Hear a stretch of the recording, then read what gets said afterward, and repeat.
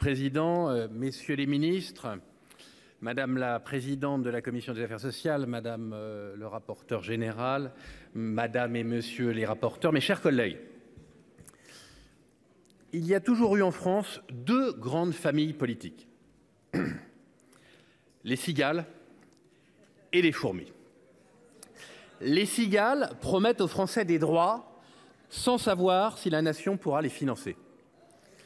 Les fourmis ne promettent rien que la nation ne pourra financer. Je n'ai pas encore dit qui était cigale et qui était fourmi. Au début des années 80, la France des cigales s'est offert à crédit la retraite à 60 ans. Cette décision était un contresens historique majeur. À l'époque déjà, tout prouve qu'il faudra travailler plus pour équilibrer notre système de retraite. Le taux de natalité avait déjà commencé à s'effondrer, le taux de mortalité diminuait lentement, la population vivait donc plus longtemps et se renouvelait déjà moins vite. L'espérance de vie continuait de progresser. Depuis le début des années 80, le temps passé à la retraite n'a donc jamais cessé d'augmenter. Parallèlement, les Français entraient de plus en plus tard sur le marché du travail. C'est aussi l'un des résultats de l'obsession du bac pour tous et du dénigrement consciencieux de l'apprentissage.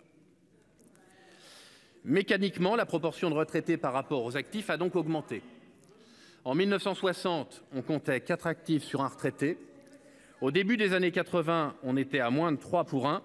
Aujourd'hui, ce ratio est à 1,7 actifs pour un retraité. En 2050, ce sera 1,2 actifs pour un retraité.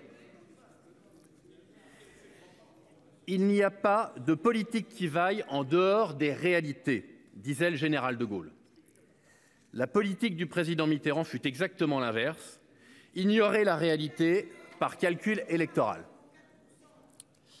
Depuis, tous les gouvernements ont dû rattraper le coup. La droite l'a fait en remontant l'âge légal de départ avec la réforme Woerth en 2010. La gauche l'a fait en augmentant la durée de cotisation avec la réforme Touraine en 2014.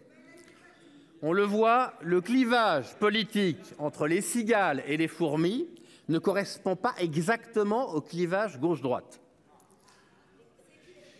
On trouve des fourmis à gauche et on trouve des cigales à droite et à l'extrême droite. Elles sont même légion au Rassemblement national. C'est un comble qui ne manque pas de saveur. Les troupes de Madame Le Pen militent aujourd'hui pour revenir à l'ère Mitterrand.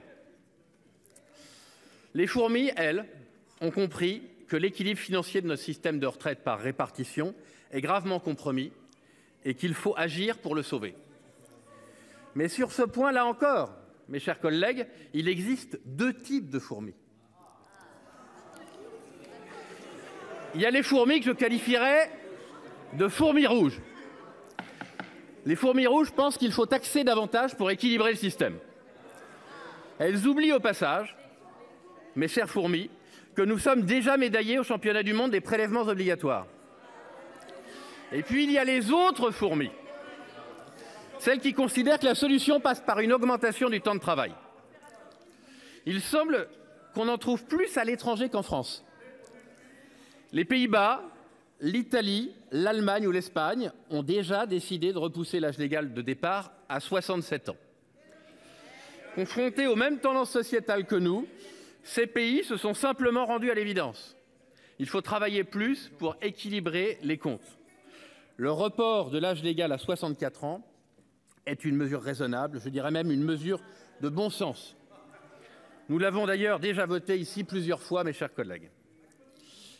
Nous n'ouvrirons pas le débat d'un report au-delà de 64 ans. Ce débat est pourtant légitime, nous devrions l'avoir. J'ai bien compris que le contexte politique et social ne s'y prêtait guère. J'en profite d'ailleurs, messieurs les ministres, pour saluer votre patience et votre résistance. Vous avez survécu, pas ici, à 2 semaines de cacophonie, de vocifération à l'Assemblée nationale. Bravo. Certains, jusqu'à maintenant, s'interrogeaient sur l'utilité du Sénat. Avec le cirque des insoumis et le mutisme des lepénistes, beaucoup de Français se demandent aujourd'hui à quoi sert l'Assemblée nationale. J'espère donc, et j'entends, mes chers collègues, que nous ne donnerons pas un tel spectacle au Sénat. Du reste, il n'est pas possible de faire pire. Notre groupe, vous l'aurez compris, mes chers collègues, soutiendra donc ce texte sans ambiguïté et nous serons force de proposition pour l'améliorer. Merci, mon cher collègue.